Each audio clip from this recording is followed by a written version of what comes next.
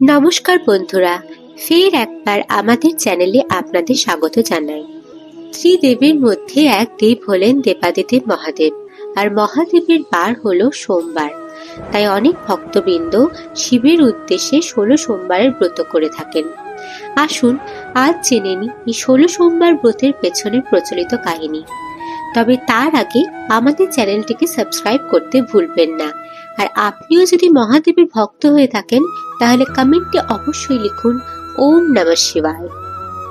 তাহলে চলুন শুরু করি আজকের ভিডিও। মহাদেব একদিন মৃত্যুলোকে ঘুরতে ঘুরতে অমরাবতীতে এসে পৌঁছলেন। সেখানে মৃত্যুপুরীর রাজা তার জন্য বিশাল এক সুন্দর মন্দির বানিয়েছিলেন।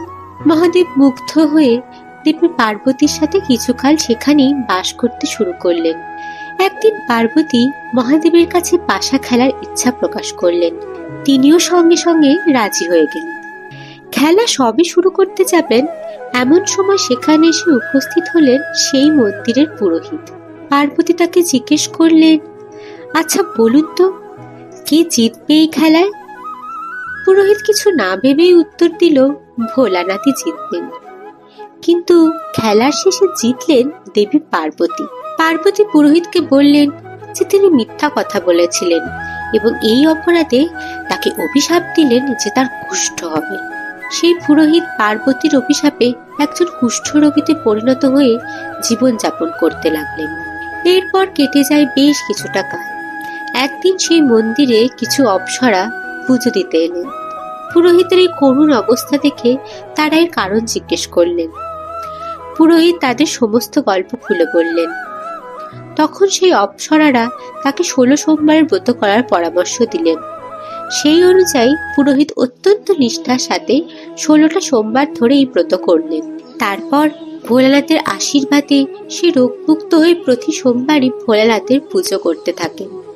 কিছুদিন পর আবার যখন শিব পার্বতী ওই মন্দিরে ঘুরতে আসেন তখন পার্বতী পুরোহিতকে রোগমুক্ত দেখে তার আরোগ্য হওয়ার কারণ জিজ্ঞেস করেন।